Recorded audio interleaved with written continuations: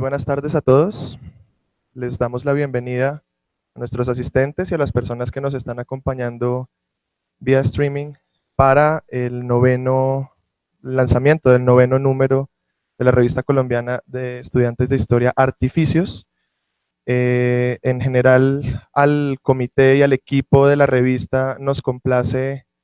dar paso, por un lado, a este evento para tener un espacio de reflexión en torno al marxismo como caja de herramientas, tal cual se titula este número, que de hecho es nuestro segundo dossier, nuestro segundo número temático. En el marco de un año muy especial, se ha generado diferentes espacios de discusión y de reflexión en torno, por un lado, a los 100 años de la Revolución Rusa y a los 150 años de la publicación de Capital. El modo de generar otro o articular otro de esos espacios de discusión puntualmente en su relación con la práctica del histórico y de la disciplina historiográfica, aparece este número que tuvo por un lado muy buena recepción en su convocatoria, con el cual todos los comités de la revista pues nos entretuvimos mucho haciendo el proceso de selección y de discusión y de pertinencia, y que ha dado como resultado el número que ustedes pueden ver aquí detrás de mí, dividido en tres secciones o en tres ejes. El primero es legados de Marx, donde se revisan algunas de las categorías a la luz de nuevas problemáticas desde la historia. El segundo eje, que sería el marxismo en diálogo, compuesto por un artículo donde se apela al diálogo sobre la historia, sobre la utilidad de la historia entre Marx y Nietzsche. Y el último eje titulado Lecturas de Marx, donde ya pasamos a la interpretación y la discusión que se ha generado sobre la obra marxista a partir de autores más contemporáneos. Finalmente el número termina con una sección de reseñas, dos reseñas, una de ellas sobre un libro de nuestro invitado para el día de hoy, y pues ya finalizando con la presentación del número. En esta ocasión también apuntamos o apostamos por darle paso a expresiones un poco más frescas para la cuestión de la portada, razón por la cual aparece esta pieza del estudiante de la Universidad del Rosario, Santiago Briceño, y pues que encabeza los contenidos que acaban de precisar pues de manera un poco general, y de la cual pues ya nos hará un comentario más reflexivo nuestro invitado de hoy. Ya doy paso, quien es el profesor Renan Silva de la Universidad de los Andes, del Departamento de Historia. El profesor Silva es doctor en Historia Moderna de la Universidad de la Sorbona, París I. Sus temas de investigación giran en torno a la historia política, a la historia cultural, y agregaría que también la práctica del oficio del historiador pues ha estado en su agenda de investigación. Y ya puntualmente en torno al marxismo y a las posibilidades teóricas, metodológicas, a las diferentes lecturas que se pueden generar de Marx y de su obra, pues girará la charla de. Entonces, profesor Silva, eh, pues le doy la palabra, y ahorita más tarde haremos una sección de comentarios y de preguntas.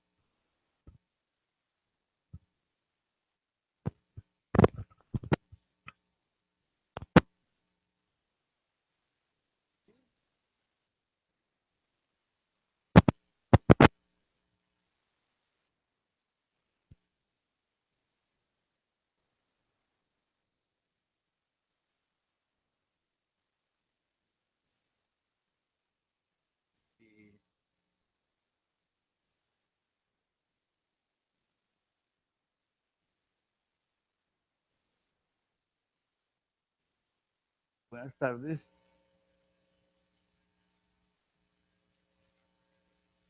Buenas tardes. Agradecer la invitación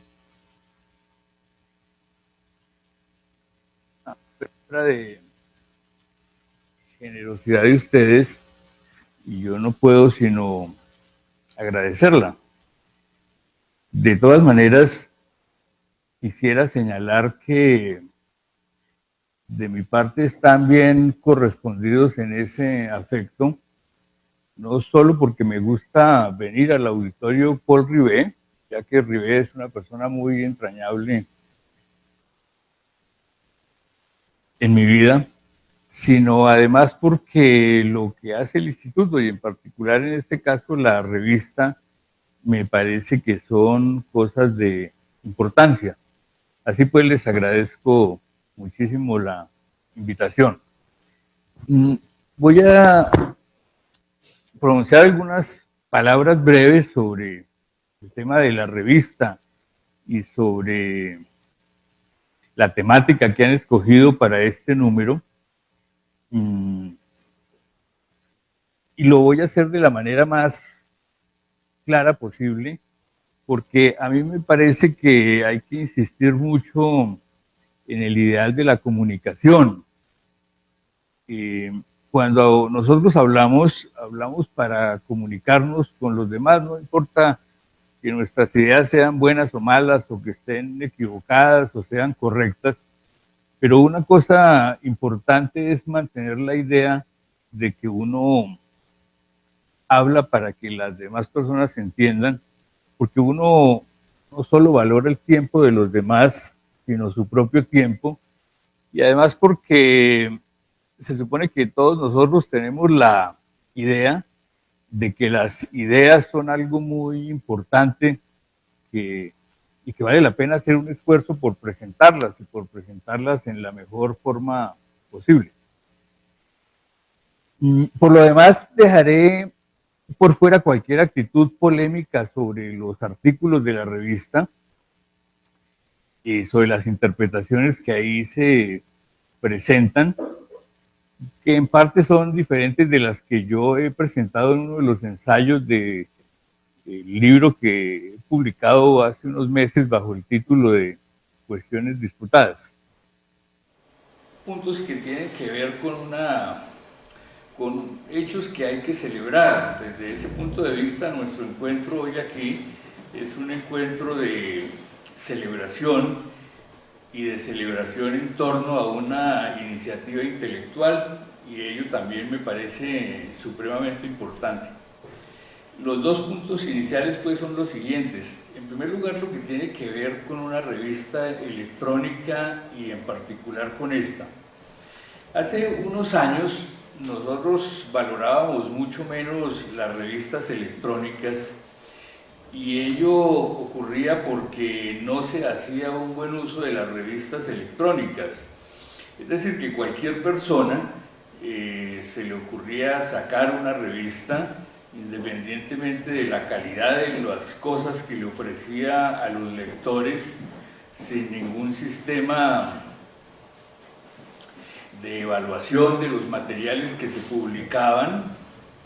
sin ninguna periodicidad, sin ninguna forma de comités que respondieran por esa iniciativa. Y eso hacía que las revistas electrónicas frente a las revistas publicadas en papel fueran consideradas como de muy mala calidad, de manera justa. Yo creo que esa situación ha cambiado,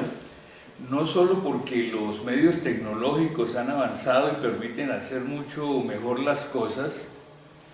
no solo porque cada vez menos las revistas en papel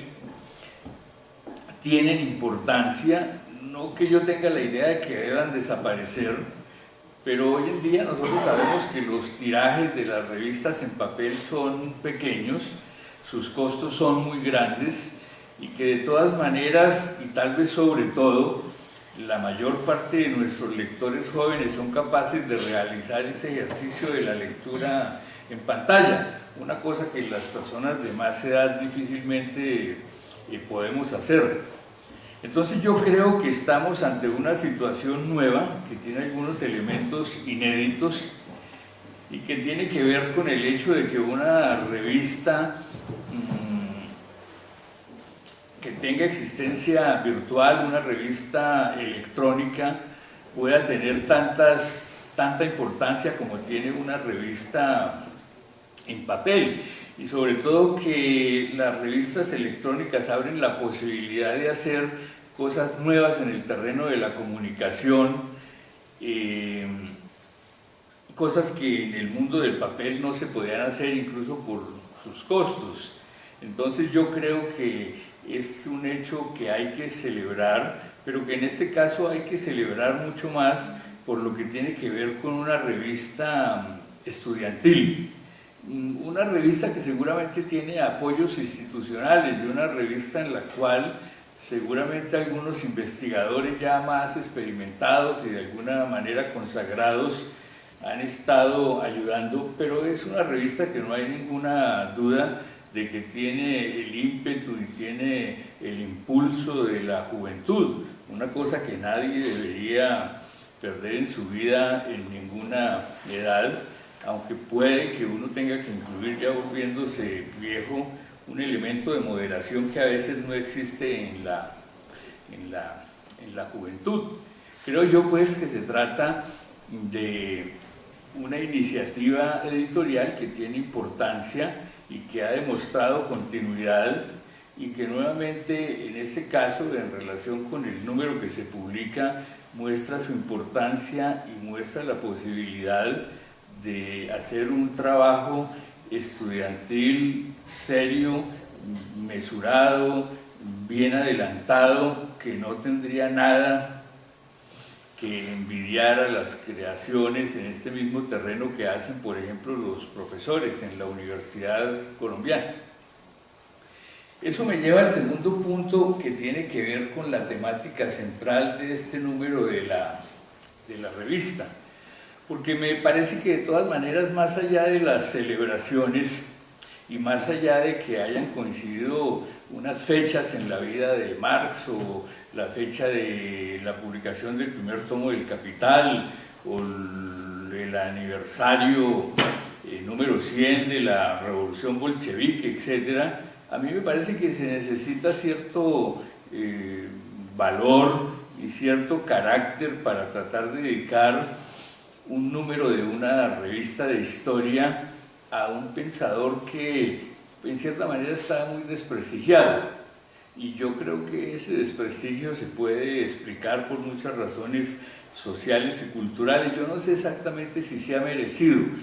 personalmente yo no lo creo, pero hay muchas razones del debate intelectual y de las circunstancias históricas del siglo XX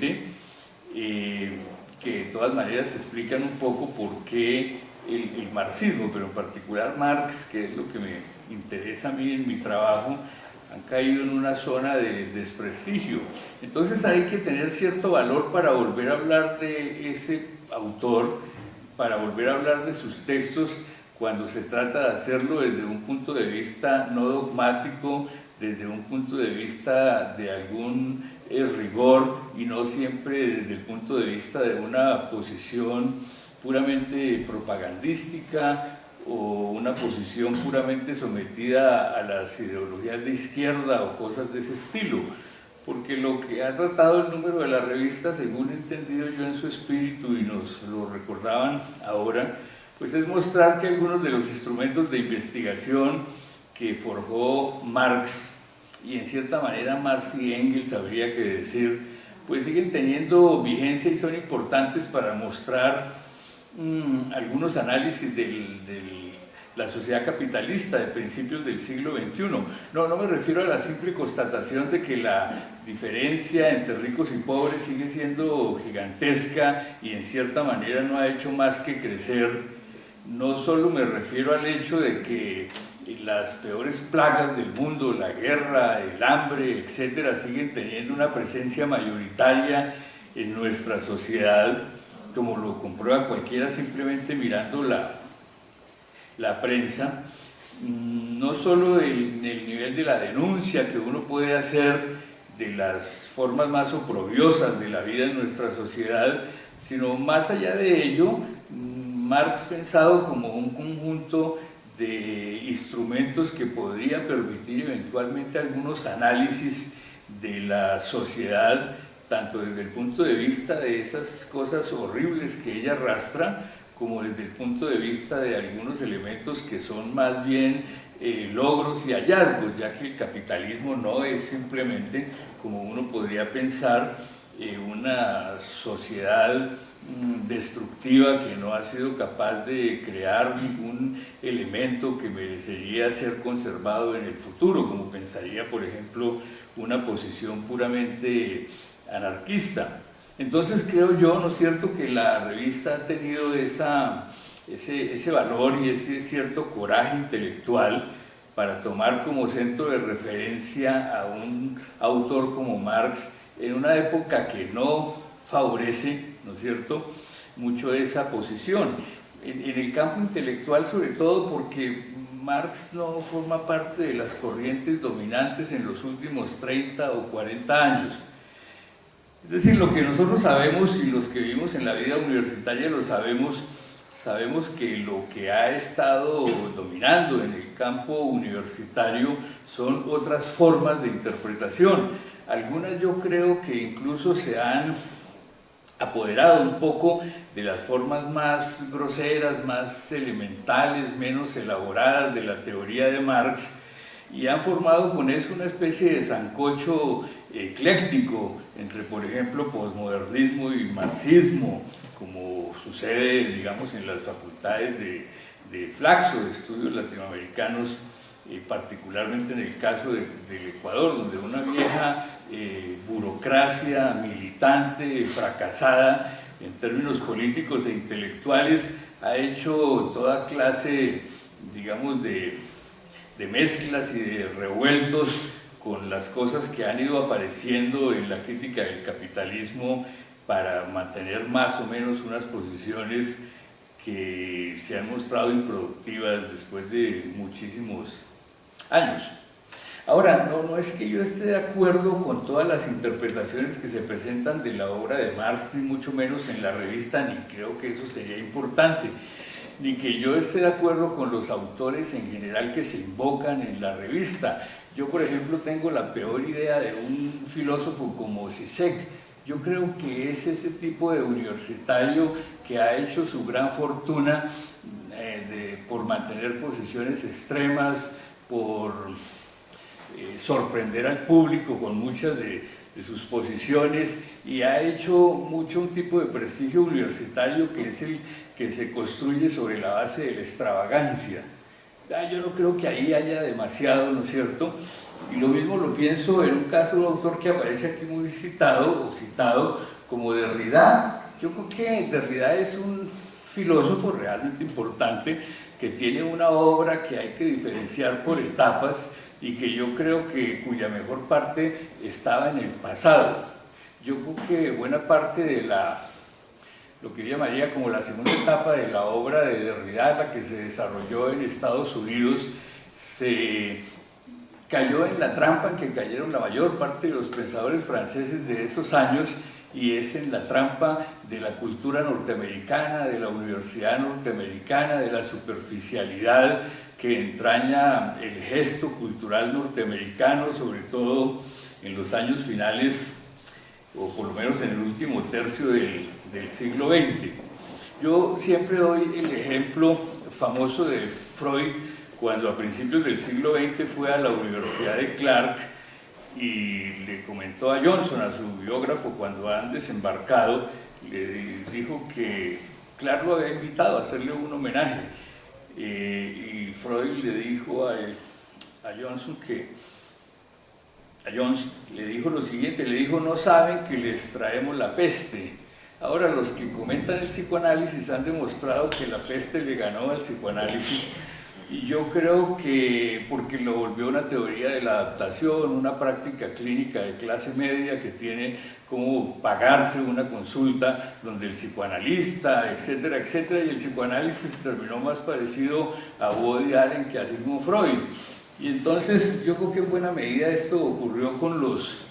pensadores franceses, ¿no es cierto?, del tipo Foucault, Deleuze en gran medida, ¿no es cierto?, Derrida, a veces casos extremos como el del propio Baudrillard, etcétera. Sobre esto hay una larga literatura, ¿no es cierto? Pero Eso no creo que tenga ninguna importancia ni que le reste méritos al esfuerzo que se ha desarrollado. Me parece sí que buena parte de los artículos de la revista, tal como yo la leí, tienen otro pequeño problema, y es que muchos de ellos expresan una servidumbre frente a lo que hicieron los marxistas de los años anteriores. O sea que a mí me parece que los autores que están ahí presentes han ejercido todavía de una manera muy tibia lo que hay que llamar el derecho a la desobediencia. Yo creo que todavía Marx está leído en algunas versiones demasiado ortodoxas, como las de Perry Anderson, o en algunas menos ortodoxas, pero también sobre las cuales habría que discutir mucho, como las de E.P. Thompson, etc. Y yo pienso que la gente joven tendría que ver, digamos, como de manera mucho más problemática el legado de Marx y estar más dispuesto a romper con los mediadores que tuvo la generación anterior, por ejemplo la generación mía, y a hacer interpretaciones más, yo diría que más locas, con más humor, menos formalistas, etcétera, un poco como digamos, como las formulaciones de Marx invitan y como favorecen hacerlo. En particular hay una o dos cosas que yo señalé en mi ensayo sobre Marx que me parece que siguen pesando muchísimo en esta interpretación. Es decir, yo creo que la interpretación habitual, y en eso creo que la interpretación es muy conformista, la que se hace de Marx, Marx sigue siendo visto como el autor de una obra. Yo quisiera insistir con que Marx no tiene una obra. Marx es un conjunto de textos dispersos, de libros no terminados, de libros no publicados. No son más de 2 o 3 cosas las que él publicó en su vida. La mayor parte de las otras cosas son cosas que no publicó, son cosas que tenía en su cajón,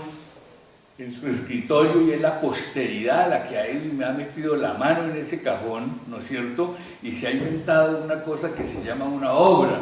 Pero a nosotros nos ha faltado vigor para decir eso, para decir, bueno, es una obra acabada, es una obra en parte fracasada, es una obra que no llegó a término, y eso no es hablar mal de un autor, eso es señalar una característica que es una característica general, ¿no es cierto?, de los mejores autores que uno pueda leer, y presentarlo como el autor de una obra casi que a veces da un parecido como un poco por ejemplo, a Emilio Durkheim, es decir, un señor que hizo una obra, que se sentaba a hacer un libro, que quería fundar una ciencia, que escribió por eso las reglas del método sociológico, etc. Yo no creo que esa era la idea de Marx, y ese es el segundo punto. Yo creo que no solo Marx no tiene una obra en el sentido habitual, tiene un pensamiento que es distinto. No solo no tiene una obra en el sentido habitual en que se predica esa noción como un todo cerrado de unas proposiciones coherentes unas con otras, sino que al mismo tiempo Marx no es un autor como habitualmente uno piensa que es un autor. Es decir, como alguien que encarna un conjunto que es coherente desde el principio al final, y además un autor que tiene lo que se podría llamar un proyecto intelectual. La idea que yo me he formado en estos años estudiando Marx, y yo creo que yo lo estudio desde que tenía unos 15 años, es que era un señor que se había empeñado en una búsqueda muy grande, pero una búsqueda que lo pone mucho en relaciones con pensadores más bien como Nietzsche, pero en este punto, en que la gran preocupación de Marx es la forma de la vida social, la lucha por un tipo de vida diferente, pero no expresada a través de una obra que le dice a los demás cómo hay que hacer las cosas, sino en la vida, en la forma misma como él vivía, cómo se relacionaba con la gente, cómo establecía relaciones con los demás, etc. Entonces yo creo, ¿no es cierto?, que hay que dejar de confinar a Marx en una especie de gueto, como de los pensadores intelectuales que creen que la vida se resuelve en producir una serie de ideas para que otros las sigan y entonces la sociedad termine cambiando, sino que yo creo que es un pensador muy raro, es muy difícil. Él no es exactamente Max Weber, él no es Emilio Durkheim, no es un universitario fracasado que por judío y por de izquierda nunca consiguió puesto universitario, cosa que le interesó 5 minutos en su vida y de ahí en adelante jamás le volvió a interesar. Yo creo que es un tipo de pensador que expresa mucho esa idea más bien de experimentar con la vida social, de tratar de todo el tiempo de estar fabricando nuevas, imaginando nuevas formas de relación social y nuevas maneras de pensar esa relación social. A veces cuando Engels le reclamaba mucho por la tardanza en terminar El Capital, da la impresión de que Engels no había entendido que para Marx el capital era fundamental, él quería hacer esa contribución para los trabajadores, pero no era lo que más le interesaba en la vida. A él le interesaba más en la vida el movimiento social en general, la propia Asociación Internacional de Trabajadores. Yo creo que tenía un peso mucho más grande en su vida que la que habitualmente se le ha dado, porque nosotros lo hemos reducido, siguiendo una vieja idea de Luis Althusser, sobre todo en los años 70, a un autor que se dedicó a hacer la gran obra que nos iba a explicar cómo era el mundo. Yo creo que eso es pretencioso, eso no lo hace ni la Biblia, y eso que tuvo colaboración del Espíritu Santo. Yo creo que todas las obras son obras como fragmentarias, como posibilidades de interpretación, como caminos que se sugieren, pero que por el camino no tienen el sello adelantado de que nos van a conducir exactamente como al punto donde nosotros quisiéramos llegar. Yo creo que la vida es más azarosa, más llena de imprevistos, etc. Es decir, yo creo que en general Marx es un autor que está por descubrirse. Por eso es bueno este número de la revista y es bueno seguir leyéndolo, por eso sigue siendo atractivo para nuestra época.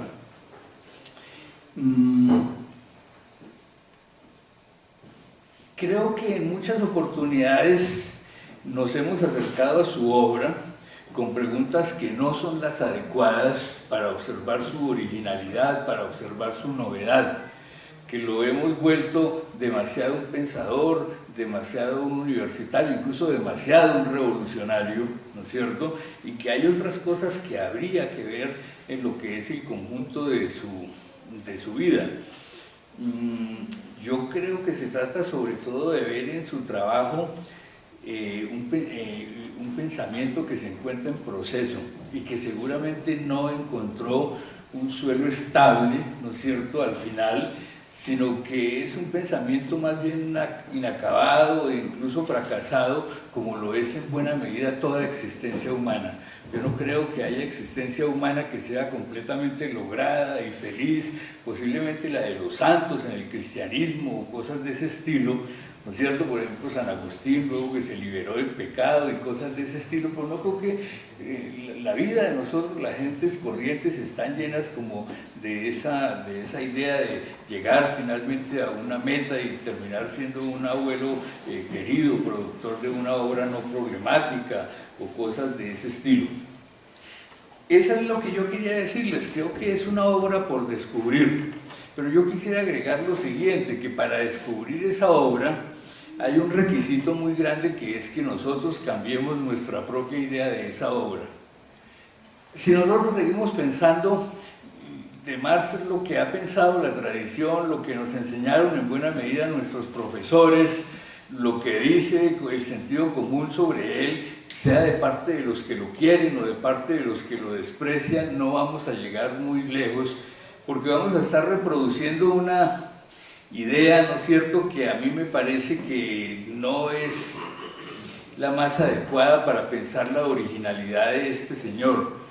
Yo prefiero juntarlo, por ejemplo, con autores como Baudelaire o cosas de ese estilo, es decir, ver la gran crítica del capitalismo fundándose en el siglo XIX, donde hay utopistas, donde hay artistas, donde hay pintores, donde hay literatos, etc. Y me parece que ahí él encontraría, ¿no es cierto?, un lugar mucho más justo en relación con lo que tiene que ver con su obra. ¿no es cierto? Y creo que hay muchas cosas para explorar en la obra de él que habría que, digamos, como volver a iniciar el camino. Yo la semana pasada estuve en Medellín dictando una conferencia sobre Marx, que a mí me ha comprometido hace tiempo a salir a la Universidad Nacional, y el tema que yo quería examinar, ¿no es cierto?, era el tema de Marx y el terrorismo, que yo creo que es un tema fundamental, porque yo creo que Marx fue un crítico muy grande del terrorismo, y fue un crítico muy grande de la idea de que usted puede, a través de la acción armada, cambiar una sociedad. Y yo creo que era un hombre que pensaba mucho más en términos de la educación, y que se hacía la idea de la educación una idea no simplemente como de 4 cosas superficiales que la gente debería aprender, sino que incluía en su idea de la educación las dimensiones artísticas, las dimensiones científicas. Y entonces yo llevé un conjunto de textos que son muy desconocidos de Marx, en los cuales sus viejos amigos, sus compañeros militantes, eran conducidos a la Open University en Londres a escuchar cursos de ciencias, a escuchar a científicos que trabajaban sobre la electricidad, a gentes que trabajaban sobre matemáticas, y Marx mismo iba, digamos,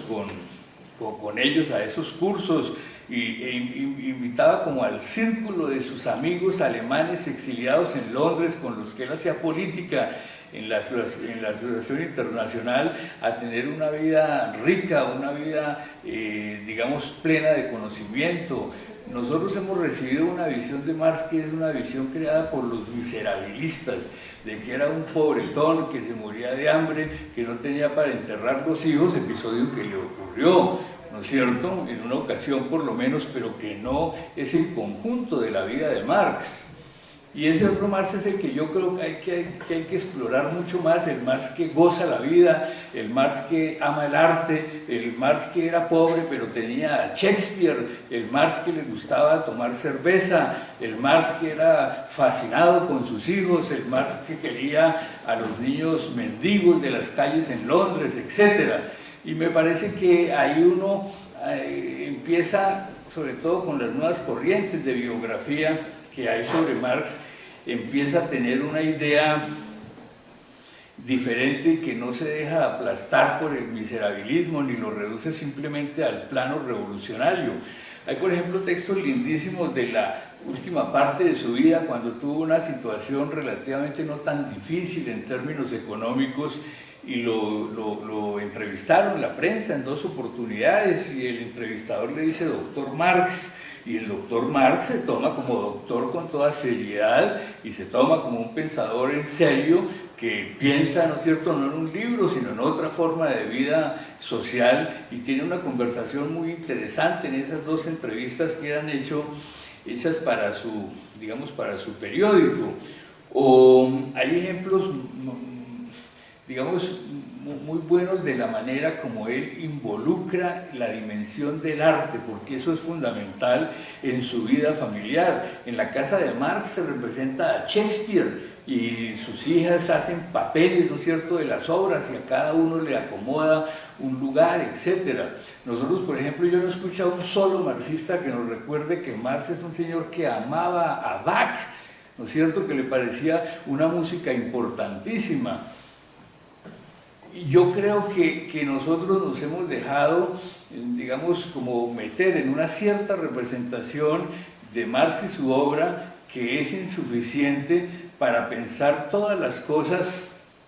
importantes y sorprendentes que uno encuentra en él. Hablándoles en Medellín, por ejemplo, yo les contaba a él del gran amor de Marx por los animales, de su relación con los perros, ¿no es cierto?, que muestra una sensibilidad muy, muy avanzada en cosas que hasta ahora nosotros hemos venido, digamos, a descubrir, y muchos elementos que tienen que ver con lo que hoy se llamaría una perspectiva ecológica, pero no derivado simplemente como de la crítica de la economía política o cosas de ese estilo. Entonces yo creo que hay la posibilidad de volver a este autor, hay la posibilidad de volverlo a leer, pero sabiendo que el conjunto de su obra es un poco de textos dispersos que no están terminados, que fue una exploración, y hay sobre todo la posibilidad como de sacar la lección de un hombre que tuvo el valor de explorar, de equivocarse, de sentir, por ejemplo, al final de su vida que era demasiado lo que no sabía, porque hay como episodios de conocimiento que vinieron en su vida cuando él ya estaba viejo, ya había escrito buena parte de las cosas que quería escribir y pensar, la mayor parte de ellas no publicadas. Por ejemplo, hay necesidad de volver a ver la relación de Marx con Darwin, porque esa es una obra que a él lo sorprendió mucho, pero le ha llegado en un momento que ya era cercano, ¿no es cierto?, que ya fue cercano al fin de la vida de Marx, pero es una obra que lo había conmovido y que le mereció una discusión muy grande. Él no solo habló del origen de las especies, sino que le envió el Capital a Darwin. Yo no sé si Darwin podría entender el Capital o cosas de ese estilo, pero así con otra serie de cosas. Por ejemplo, nosotros hemos padecido la desgracia de los dogmáticos de inventarse un Marx antropólogo. Ese es un problema por una sencilla razón, porque la antropología es básicamente una ciencia de finales del 19 y de principios del 20, y entonces el señor lo que trabajaba era con la más mala antropología que podía. Antes hacía mucho, digamos, trabajando con Bachofen o con lo que era la herencia alemana, y por eso su sorpresa cuando conoce la obra de Morgan, que le parecía una obra extraordinaria sobre los iroqueses en Estados Unidos, pero que llega muy tarde a su vida. Entonces hay que verlo, digamos, en esa angustia como productor de una obra inacabada y saber que puede ser un buen compañero para nuestra vida, como caja de herramientas, como dicen ustedes, pero siempre que lo sometamos y nos sometamos nosotros a un principio que es necesario, que es el del pluralismo teórico. Yo a mis estudiantes siempre les digo que yo en cuestiones de ciencia social y en general en todo yo soy politeísta. A mí las gentes de un solo Dios me parecen aburridas. Y yo creo que eso que se dice hoy en día del monoteísmo, que el monoteísmo entraña un principio de violencia, también ocurre en el campo de la teoría. Cuando uno se acoge a un solo santo, está jodido. Y en eso hay que hacer un poco como los buenos cristianos, es decir, los fanáticos, los populares, nuestros católicos de cementerio, ¿no es cierto?, que le rezan a varios al mismo tiempo y tienen, digamos, como una cierta posibilidad de un abanico grande, que a San Antonio le hago por este lado, que a San Judas le hago por aquel, etc. Y yo creo que en la ciencia social, en una ciencia tan difícil, tan frágil, en una ciencia todavía en sus comienzos, escasamente puede hablarse de un siglo, nosotros vamos a necesitar ayudas de muchas partes, porque los problemas que enfrentamos son problemas muy difíciles y nuestras herramientas son unas herramientas realmente frágiles. Por ejemplo, 4 estadísticas, por ejemplo, en la etnografía, la mirada de la que hacemos depender todo, por ejemplo, en psicoanálisis, la palabra del otro, etc. Y en ese mundo tan frágil, confiarse a un solo santo me parece que no es, digamos, suficiente. Entonces, lo que uno quisiera, ¿no es cierto?, es que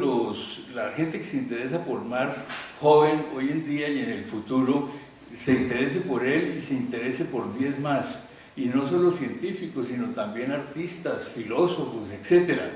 que logre darse la idea de que la existencia humana y la inteligencia de la vida social, sin una fuerte erudición cultural, sin un fuerte bagaje cultural, se torna mucho más difícil.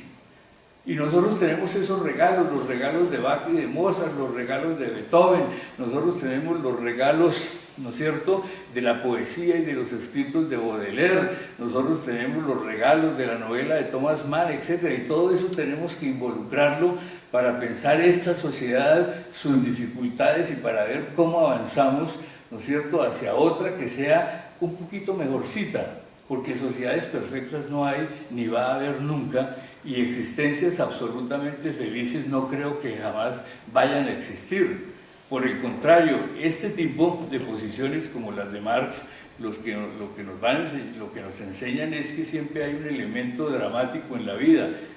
y es bueno que esté ahí. Los que no quieren eso tienen que afiliarse a una religión, ¿no es cierto?, que le promete una existencia no problemática. Marx es un pensador que siempre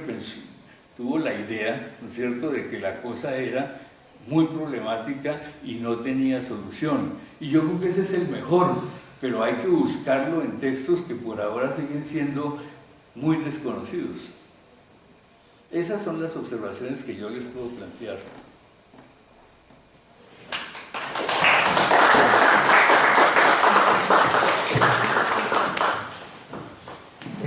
Agradecemos la intervención del profesor Renan Silva,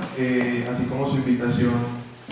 a explorar estas distintas rutas pendientes del pensamiento de Marx. Abrimos paso a una sección de preguntas, intervenciones. ¿Alguien? Bueno, Renan, en primer lugar, muchísimas gracias de nuevo por su presencia acá en el instituto, que de alguna manera es su casa, y siempre lo ha recibido usted con mucho cariño y con mucho interés por sus palabras. Le agradezco también por la participación y el entusiasmo que usted siempre nos ha acompañado, con el que siempre nos ha acompañado a algunos de estos proyectos un poco locos que realizamos acá, con un pensamiento joven, y me encanta que usted también pues, le guste estos pensamientos y estas ideas jóvenes, muy osadas en algunos sentidos. Pero quisiera, pasando al tema que nos convoca hoy, quisiera hacer algunas reflexiones y también preguntarle un poco más acerca de un punto en particular. En primer lugar, yo pues coincido completamente con el hecho de que la recepción que ha tenido el pensamiento marxista, sobre todo en nuestro medio, ha sido bajo la idea de un pensamiento terminado, acabado, completo, por una idea un poco decimonónica de lo que es un sistema de pensamiento, que si uno revisa con cuidado cuál es el planteamiento epistemológico de pensadores como Marx, que por supuesto proviene de Hegel, sería autocontradictorio. No es posible construir un sistema de pensamiento si uno aplica la dialéctica negativa de Marx, que palabras más, palabras menos, consiste en estar siempre criticando todo y destruyendo la obra anterior, incluso la de uno mismo. Por eso Marx no puede ser considerado de ninguna manera un pensador coherente a lo largo de toda su vida, sino que fue llegando a nuevas conclusiones que a su vez abrían nuevos horizontes. Y yo creo que el legado más importante de Marx para nosotros hoy en día es más su metodología que las conclusiones concretas a las que él llegó en su momento hace 150 años. Pero debemos seguir conservando esa metodología, ese análisis dialéctico, y creo yo que eso es uno de los elementos, uno de los tantos elementos, pero tal vez el más importante y el más rescatable de la obra de Marx para el momento. Es de todos modos bastante diciente del éxito de esa metodología aplicada por él mismo, cómo Marx logra entrever hace 150 años muchos de los fenómenos que hasta ahora nosotros estamos experimentando en carne propia. Él ya los vio de alguna manera en germen hace 150 años, y en esa medida también pienso que el hecho de que obras como El Capital o obras fragmentarias, complejas, inacabadas, como usted acaba de decir, como El Capital, es una obra que creo yo que hasta ahora estamos empezando a entender, precisamente porque hasta ahora estamos empezando a ver algunas de las cosas que se esbozaban ahí, y es una obra, creo yo, más escrita para el siglo XXI, o pensando en el siglo XXI, que para el siglo XIX. Entonces, bueno, eso quería comentar con respecto a esa idea de la obra inacabada, inconclusa, pero que en su esencia es así y debe ser así. Ese es el legado de un pensador como Marx. No podemos nunca llegar a una verdad absoluta, a un sistema cerrado de pensamiento, sino que la misma metodología nos va llevando siempre a estarnos cuestionando de esa manera. Y voy a lo siguiente, voy a que, como usted bien lo ha señalado, desde hace unos 30, 40 años, por lo menos en el panorama intelectual colombiano, incluso de América Latina, pues son otras formas de pensamiento las que predominan, las que se han vuelto de alguna manera hegemónicas en las universidades, Yo cuando estaba estudiando viví el desmonte de todas las materias relacionadas con Marx, con el materialismo dialéctico, etc. Fue la caída del muro de Berlín y llegaron otras modas intelectuales. Y yo creo que eso le hizo muchísimo daño a las ciencias sociales en general en Colombia, porque permitió la entrada de una serie de cosas de las cuales hoy en día pues estamos viendo los nefastos resultados que han dado. Entonces yo sí quisiera que usted de todo nos ahondara un poquito acerca de cómo ve el panorama actual, teniendo en cuenta estas décadas en que el marxismo fue dejado de lado y de alguna manera considerado como un pensamiento ya superado, pero también teniendo en cuenta que en los últimos años ha habido de alguna manera un renovado interés por acercarse a Marx por parte de los jóvenes, por parte incluso también de pensadores más maduros. No sé cómo ve usted ese panorama en este momento, en particular en la academia colombiana. Bueno, muchas cosas y muy difíciles. Una primera sería la siguiente. Yo creo que hay que tratar, por lo menos en términos analíticos, de separar lo que se llama Marx del marxismo, porque esas son dos cosas que no, digamos, ahí hay una gran dificultad, ¿no es cierto? Porque lo que se llama el marxismo es una sistematización de una obra no terminada, no sistemática, que no había abordado todos los problemas sobre los cuales se quiere que dé respuesta, etc. Entonces yo creo que hay que saber que Marx es un corpus, un conjunto de textos, y hay que tratar de tomar distancia sobre las proposiciones de Marx y sobre las proposiciones de aquellos que lo continuaron. Lo otro es, tenemos que hacernos la idea de que en Marx todo no está bien, ni siquiera en el caso del Capital. Marx dice cosas en el Capital que han sido realmente una especie de peso muerto y a veces de gigantesco perjuicio de su forma de análisis. Tomemos esta idea. No hay ninguna idea que hay partes del Capital en el cual Marx dejó la idea de que la violencia era la forma básica del cambio social. Y yo creo que, por ejemplo, esa es una proposición que hay que revisar. Marx ha dicho en el Capital, particularmente me refiero al último capítulo de la acumulación originaria, ha dicho su famosa frase de que el capitalismo vino al mundo chorreando sangre y lodo por todos sus poros. Esa frase ha sido una frase que ha marcado, ¿no es cierto?, el imaginario del cambio social y particularmente en el caso colombiano, la forma como nosotros nos hemos imaginado el cambio social. Y nosotros no hemos sido capaces de ver, primero, que la fórmula no es exacta. Hay muchísimos lugares de Europa en los cuales el capitalismo, pienso en lo que se llaman las repúblicas holandesas y en parte en ciertos momentos del desarrollo inglés, en los cuales de ninguna manera esa fórmula de que vino al mundo chorreando sangre y lodo por todos los poros es exacta. Pero además no solo la fórmula no es exacta, es un ejemplo que estoy dando, sino que además, aunque hubiera sido exacta en el pasado, no tiene por qué ser exacta para el futuro. Nadie tiene por qué pensar, ¿no es cierto?, que en el futuro la única forma de cambio de la sociedad tiene que ser la violencia. Esa representación del cambio como violencia yo creo que ha sido fatal y en cierta manera es casi que la manera básica como la teoría de Marx ha sido apropiada cuando se trata de problemas del cambio social. Ahora, hay muchos textos de Marx, sobre todo al final de su vida, y sobre todo textos de Engels, en los cuales muestra posibilidades de modificación de la sociedad que no se relacionan con la violencia. Por ejemplo, el elogio que ellos hacen al final de su vida de los procesos electorales y la idea que ellos dan de que el crecimiento del movimiento obrero a través de partidos de masas se puede hacer a través de las luchas electorales, de la acción colectiva pacífica, etc.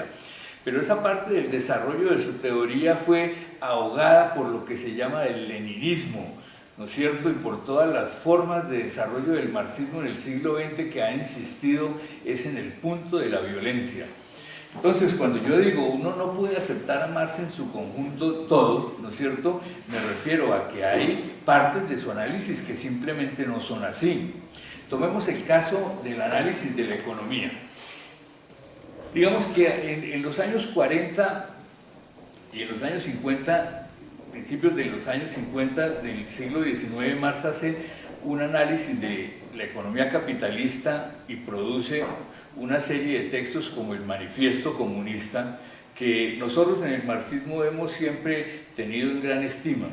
Bien, pues tenemos que saber una cosa, que esos textos son hechos en una época en que Marx no entendía nada de la economía capitalista.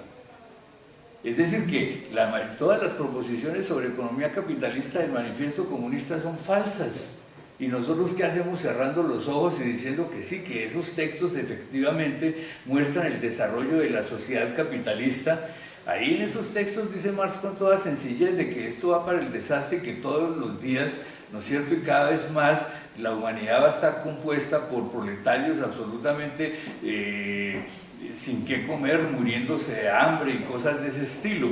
Bueno, pues echarle ese cuento a un trabajador de Dinamarca o a un trabajador de Noruega o a un trabajador de Suecia parece cosa difícil, ¿no es cierto? Los mismos trabajadores de Europa Occidental, en el caso de la Unión Europea, no padecen esa condición. El análisis desde ese punto de vista es completamente equivocado. Ahora bien, hay en la obra de Marx, en sus análisis del Capital, verdaderas correcciones a esas tesis iniciales. Hay un texto, por ejemplo, que yo recomiendo mucho de un sociólogo norteamericano que se llama Martin Nicolaus, que se llama El Marx Desconocido. Y él ha hecho dos ensayos en ese pequeño texto, es un texto muy pequeño, está en castellano, que se llama El Marx Desconocido, donde él muestra que en Marx hay elementos para estudiar, decía Jorge ahora, hasta las formas más desarrolladas de principios del siglo XXI del capitalismo. Y para plantearse, ¿no es cierto?, de que la posibilidad de modificación del sistema no va a venir simplemente de la desgracia, del hambre, de la pauperización o cosas de ese estilo. Entonces hay análisis que hay que rescatar y análisis a los cuales hay que ponerle un sello de historicidad, ¿no es cierto? Es decir, fueron puestos en un momento, pero la posteridad no ha mostrado, como los análisis del Manifiesto Comunista, que funcionen para entender la sociedad de nuestro tiempo. Ahora bien, entonces nosotros decimos, hay en el Capital y en otros textos de Marx que no son los leídos, por ejemplo, los que se llaman los Grundrisse, que son los famosos 3 tomotes, que son los borradores, así lo llaman, ¿no es cierto?, de el análisis que va a aparecer luego en el Capital, pero que son unos cuadernos que están simplemente como un estudiante, como un investigador los tiene entre su escritorio. Son anotaciones, resúmenes de obras, a veces polémicas muy relacionadas con el momento concreto europeo, la crisis económica, los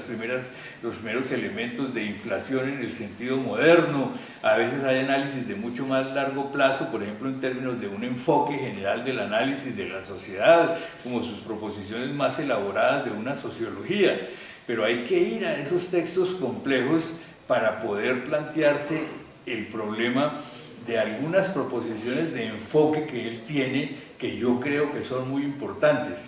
La diferencia en este punto, Jorge, con lo que usted dice, la que yo tengo es la siguiente. Yo creo que la palabra método y metodología no son convenientes, que son muy profesorales, que sirven para alimentar esa ilusión de un conjunto de académicos que serían los profesores de método, los que tienen el método, y nosotros que somos las gentes que estamos detrás de ellos para que nos digan cuál es el método, dame método, por favor, ¿dónde está el método? A la manera, digamos, como de una cierta plegaria estudiantil. Yo utilizo más bien la palabra enfoque. Yo digo que hay un enfoque, es decir, algunas proposiciones básicas que él tiene que le parecían que servían, ¿no es cierto?, para analizar la sociedad moderna. Pero sobre ese enfoque, digamos, hay que decir lo siguiente: ese enfoque no es único de Marx. Ese enfoque, por ejemplo, a veces toma elementos de Kant, porque Marx, que no menciona Kant, insiste permanentemente en la actitud crítica, y la actitud crítica moderna en cierta manera depende de Kant. Él es el que ha, digamos, fundamentado ese asunto. Ahora, hay otros momentos en que las proposiciones que él plantea remiten a Aristóteles y a Platón. Aristóteles es un autor que citaba mucho, Platón un autor que cita muy poco, y eso yo lo veo como una cosa muy positiva, porque nos indica que lo que llamamos el pensamiento de Marx se inscribe en una tradición cultural mayor, en una tradición secular del mundo occidental. Tiene esa limitación, ¿no es cierto? Y eso la hace ser una parte del patrimonio de la humanidad, y nosotros tenemos que tratar de ver cómo acercamos a Marx a lo mejor de la cultura, ¿no es cierto?, occidental, y no como lo retiramos de la cultura occidental. Nosotros tenemos que acentuar en sus relaciones con la filosofía griega, con el pensamiento moderno, particularmente en el caso kantiano, particularmente en el caso de Spinoza, un pensador al quien él amaba, ¿no es cierto?, grandemente. Es que hay que volverlo a restituir al campo de la cultura, porque nosotros lo hemos sacado de ese campo de la cultura como una especie de marginal respecto de la cultura, y no como un hombre que dialogaba con esa cultura. Yo creo que eso va a ser una cosa muy importante. Ahora, Jorge, yo tengo esta idea que, en razón de mi edad, puedo tener una percepción del problema muy clara, y es la siguiente, y es una cosa que yo aprendí como lección para toda mi vida. Nosotros en los años 70 metimos las patas en la Universidad Colombiana, particularmente en la universidad pública, porque nosotros entronizamos el marxismo de manera hegemónica, y nosotros sacamos corriendo, y nosotros no queríamos y no estimábamos a los que no practicaban el marxismo, y nosotros terminamos declarando a la manera de Lenin que esa era la teoría única, verdadera, poderosa, maravillosa, y cantidades de elementos de la ciencia nosotros los expulsamos porque no eran el marxismo. Esta semana pasada yo estuve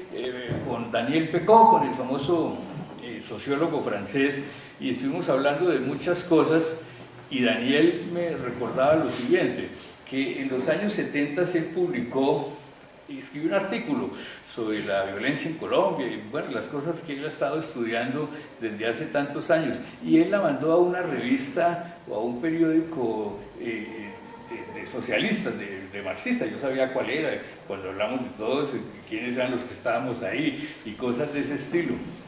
Y cuando nosotros publicamos el artículo de Daniel, nosotros lo publicamos con una nota de advertencia a la manera de unos vulgares estalinistas, diciendo: pero queremos recordar al lector que Daniel no es marxista, sino que él practica la teoría de la acción social burguesa de Alain Touraine y yo no sé qué. Eso es una vergüenza, y nosotros hicimos eso, y eso no hay que volverlo a hacer nunca, porque eso es un principio de violencia.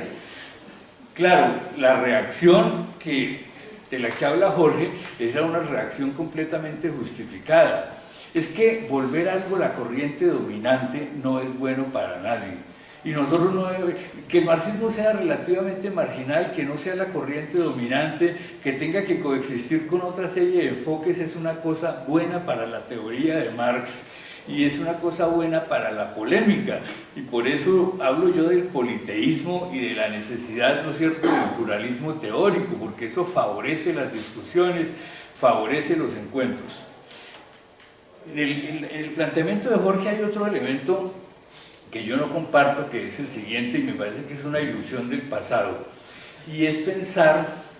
que las proposiciones de Marx, seguramente las mejores o lo que sea, las que más se sostienen de su enfoque, puede constituirse en una forma de método general de análisis de la sociedad. El pluralismo teórico que yo sostengo, y que viene de muchos también de quienes fueron mis profesores, más o menos lo que diría es lo siguiente: tantos métodos y tantos enfoques como problemas tenemos que considerar. Hay problemas del análisis de la sociedad para los cuales el marxismo no sirve absolutamente para nada. Yo creo que, por ejemplo, para analizar las relaciones de parentesco en antropología, buscarle más pelitos al marxismo no tiene caso, porque el marxismo es preantropológico. El marxismo, ¿no es cierto?, no tiene que ver ni con Malinowski, ni tiene que ver con Levi Strauss, ni tiene que ver con cosas de ese estilo, porque se hizo y se formó una época en que este tipo de saberes no existían. Entonces yo creo que hay una serie de problemas para los cuales el enfoque de Marx es importante. Creo que la sociedad moderna ha producido una serie de problemas nuevos para los cuales la teoría de Marx realmente dice muy poco. Yo no sostengo que no diga para nada cosas que nos permiten iluminar la actualidad, pero creo que hay franjas de la actualidad sobre las cuales es muy poco lo que el señor puede decir, ¿no es cierto? Nosotros tenemos hoy en día, por ejemplo, todo este fenómeno de los procesos de individuación, del surgimiento de todas las formas en el campo de la sexualidad que son alternativas nuevas en el desarrollo de la sociedad. Nosotros tenemos cosas, es decir, que al pobre Marx lo hubieran hecho simplemente desmayarse, como el matrimonio entre hombres o cosas de ese estilo, y que nosotros sabemos que son realidades que nos van a acompañar en el futuro, como el matrimonio entre mujeres, y hay que darle la bienvenida, y eso no tiene ningún problema, y yo no creo que el marxismo sirva para explicar nada de eso, ninguno de esos desarrollos nuevos, ¿no es cierto? Entonces es una teoría que tiene que juntarse con otras, no simplemente buscar otros complementos, es decir, que tiene que admitir que ella no puede constituirse en ninguna modalidad hegemónica de análisis, ¿no es cierto?, porque no lo puede ser. Yo creo que lo que pasa es que en la teoría de Marx sí hay unos elementos que forman parte de lo que se puede llamar como la mirada adquirida del hombre moderno. Hay cosas de esa teoría que a uno se las debieran ir a enseñar en el colegio, pero no en el sentido de la lucha de clases ni cosas de ese estilo, sino que simplemente son formas de analizar un conjunto, ¿no es cierto?, social, que ya se han demostrado como potentes y poderosas. Digamos esto: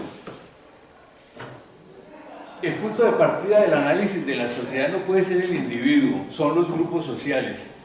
Bueno, esa es una proposición maravillosa, en parte sería Marx, no únicamente a él desde luego, y tiene que ser un adquirido de nuestra posición en sociología y en historia, ¿no es cierto? Pero no hay que llamarla marxista, no tenemos ni siquiera esa necesidad. Lo que nos importa es su corrección, lo que nos importa es su productividad. Para el caso de que la dijo él o no, ese ya no tiene, digamos, mayor importancia. A nosotros nos tiene que importar es sobre todo cuánto nos sirve, ¿no es cierto?, para que podamos hacer buenos análisis de la sociedad. Digamos, es justo seguramente por elementos de tradición y por elementos de conservatismo que muchas veces cuando yo hablo ante los estudiantes se enfatice el caso de Marx, porque es más como mi soledad o como la referencia a lo que yo aprendí, a lo que fue una ilusión mía cuando joven. Pero la gente joven de hoy en día no necesita, digamos, de ese tipo de rótulos, ni de membretes, ni cosas de ese estilo, y lo que sus profesores les tienen que decir es simplemente: mire, ese es un buen depósito de referencias para pensar, pero no es el único, si quiere cójalo, o si no déjelo, siéntase libre frente a ese legado, frente a esa tradición. Es posible que le sirva para que la lucha por el mundo mejor no sea tan sola, ¿no es cierto?, y para que uno pueda tener buenas compañías con los poetas, con los filósofos, con otra serie de pensadores, pero no hay que rechazar toda idea de hegemonismo y de volver el marxismo la corriente principal de algo, etcétera, ¿no es cierto? Nosotros en la ciencia social en Colombia, en la universidad pública, hicimos cosas que nos deberíamos realmente criticar. Y sobre todo ha pasado lo siguiente: luego que, digamos, las versiones más depuradas y más inteligentes y más elaboradas del marxismo empezaron a tomar distancia sobre el propio marxismo, ¿qué fue lo que quedó en la Universidad Colombiana? Quedó el marxismo profesoral, el marxismo de los dogmáticos, el marxismo de los superficiales, el marxismo de los que no investigan, es decir, el marxismo de profesores, que ha estado desde hace yo no sé cuántos años en cierta manera dominando en la universidad colombiana. Ojo, y que se ha vuelto una cadena de reproducción de la violencia de los encapuchados y de gentes así que nos han hecho tanto daño en la universidad colombiana y que nosotros incluso no lo podíamos decir por miedo y por temor en años pasados. En el caso mío, y voy a terminar ahí, yo me he sentido muy contento con los acuerdos, digamos, de La Habana. No es porque, y perdóname que termine ese punto un poco alejado de la revista, no es porque yo esté de acuerdo con todo lo que allá se aprobó, pero sí me parece que eso ha creado un terreno para que nos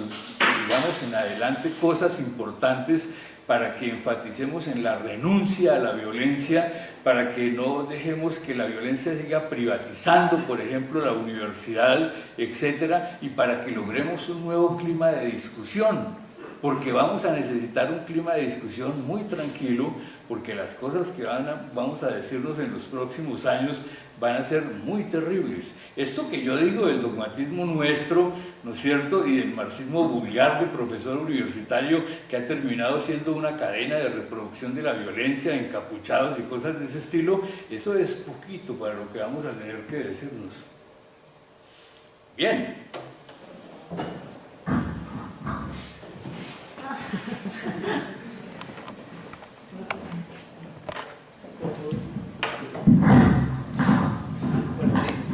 Bueno, Renan, solo para aclarar y responder algunas cosas y no con ánimo de quitarle la palabra a los demás, que seguro también tendrán muchas preguntas, quería aclarar varias cositas. Solo para mostrar que no estamos en tanto desacuerdo como usted lo ha señalado ahí. Si nosotros comparamos al marxismo, o más bien al pensamiento de Marx con el pensamiento por decir algo, Darwin, sería una locura pensar hoy en día que los biólogos contemporáneos, incluso los que siguen la corriente, o sea, creo que casi todos los biólogos hoy en día, con muy contadas excepciones, son evolucionistas. Todos lo son, pero ninguno es evolucionista en el sentido de Darwin de hace 150 años, porque Darwin escribe en un momento en que no se conocen cuestiones básicas de la biología, como por ejemplo el ADN. El pensamiento de Darwin es un pensamiento pre-ADN, entonces él no entendía muy bien ciertos mecanismos de cómo era el cambio de las especies, cómo eran esos mecanismos de evolución, y yo comparo bastante la obra de Marx con eso. Es un personaje que escribe en un momento en que logra entrever algunos mecanismos, pero no los entiende bien porque estamos en un momento pre-Freud, estamos en un momento pre-análisis simbólico, por ejemplo, todo el giro que introduce en las ciencias sociales, el énfasis en el lenguaje, la cultura vista como el lenguaje, pues eso Marx no lo conoció absolutamente para nada. Entonces, creo yo que no es, o sea, que tal vez me expresé mal, pero lo que estoy diciendo es que mi actitud frente a Marx es tal vez la misma que él en algún momento, cuando sus amigos y colegas declararon a Hegel como un perro muerto, Marx exageró, escribió algunos textos y hay algunas cartas muy hermosas de él en las que él cuenta cómo él exageró su hegelianismo, pero era para mostrar que Hegel no era ningún perro muerto, que aunque su obra estuvo montada en una crítica a Hegel y literalmente lo puso de cabeza, como él mismo dice, en realidad él le debía mucho de su pensamiento a Hegel y a otros autores. Entonces, lo que yo quería decir era que en el momento universitario en el que yo me formé, Marx era declarado un perro muerto. Y yo sí creo que hoy en día debemos rescatar muchas de las ideas de Marx, no tanto su metodología, es que la palabra metodología sí es absolutamente muy mala, es una palabra de Side, que se le imagina a uno en esas clases que se llaman metodología de investigación, o en un libro aprenda a investigar en 3 pasos. Yo soy absolutamente enemigo también de las metodologías que como una receta sistematizada de cómo hacer una investigación, y por supuesto diría que lo de Marx no es una metodología, ya analizándolo seriamente. es un enfoque probablemente, o más bien una actitud crítica. Es una actitud que uno puede rastrear para mí, por lo menos desde los diálogos de Platón, desde la actitud de Sócrates, que se convierte en un personaje punzante que está cuestionando a todas las personas. Le dice, bueno, usted es un sabio, usted dice saber sobre la justicia. ¿Qué es la justicia? Y se convierte en un diálogo que por lo menos para mí empezó en esa época y que continúa, y es una larga tradición milenaria, lo que llamaríamos la actitud de Marx más que el método de Marx. Entonces a eso me refería cuando hablábamos del método, y por supuesto también ya como una cuestión un poco más personal, mi acercamiento al marxismo fue más o menos en el año 89, el año de la caída del muro de Berlín, y fue una circunstancia un poco anecdótica pero diciente de la época, y es que yo estaba en la universidad estudiando antropología, y el profesor que iba a dictar la materia de Marx era el secretario general del Partido Comunista de ese entonces, Jaime Caicedo. Pero por alguna circunstancia él fue amenazado de muerte, tuvo que salir del país, de manera que el profesor que estaba disponible para dictar esa materia fue Rubén Jaramillo. Entonces fue algo muy diferente, porque Rubén Jaramillo era una persona formada en Alemania, que había tenido la oportunidad de formarse con los filósofos de la escuela de Frankfurt. Estaba en ese momento muy de moda Habermas, y todo el giro lingüístico que introduce Habermas, y toda esa apuesta de la escuela de Frankfurt de hacer una fusión entre el marxismo, el psicoanálisis, las nuevas corrientes de lo simbólico. Entonces, para mí, cuando hablo de marxismo, me refiero un poco a eso, también a una actitud abierta ante las otras corrientes, y sobre todo aquellas que, como comencé hablando, aquellas que introducen todos esos elementos que Marx no pudo haber conocido a mediados del siglo XIX, porque son fruto de los desarrollos de comienzos del siglo XX y de mediados del siglo XX en las ciencias sociales, sobre todo los temas relacionados con el psicoanálisis y con el mundo de lo simbólico, que creo yo que son las cosas para las cuales Marx no tiene nada que decir, efectivamente, pero hay otras que sí, y ahí sí yo adoptaría esa actitud de que no hay que tratarlo como un perro muerto en este momento, sino que hay que tratar de rescatar esas partes valiosas de su obra fragmentaria e inconclusa, que todavía nos pueden decir muchas cosas en el mundo actual, y sobre todo esa actitud crítica frente al conocimiento establecido, que creo yo que es una actitud muy, muy joven, de un pensamiento propio, de un pensamiento joven, en ese sentido de ir en contra de todo, no ir en contra por estar en contra simplemente de los mayores, sino porque cuando uno ve que algo no funciona, que algo no sirve, pues hay que cuestionarlo. Y creo yo que esa actitud un poco conformista que nos enseña la universidad contemporánea es la que hay que combatir en este momento, y no dejarnos llevar por esa forma académica que estamos viviendo hoy en día, que nos promete una carrera académica exitosa, pero plegándonos a las exigencias que pone el sistema contemporáneo. Entonces, bueno.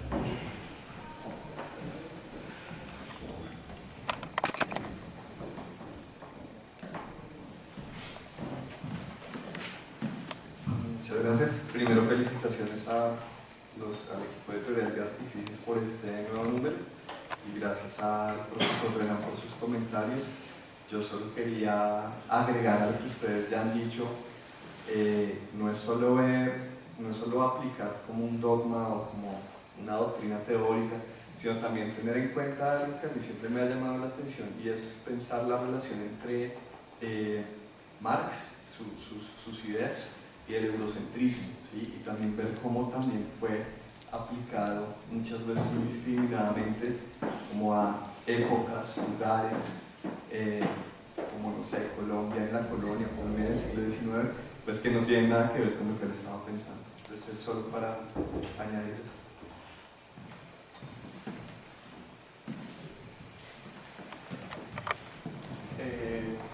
Profesor, ¿quiere añadir algo a los comentarios? No, señor. No, pues les agradecemos mucho nuevamente por su atención. Profesor, nuevamente, gracias por acompañarnos hoy. Los invitamos a una copa de vino aquí al fondo del auditorio o una taza de café. Gracias.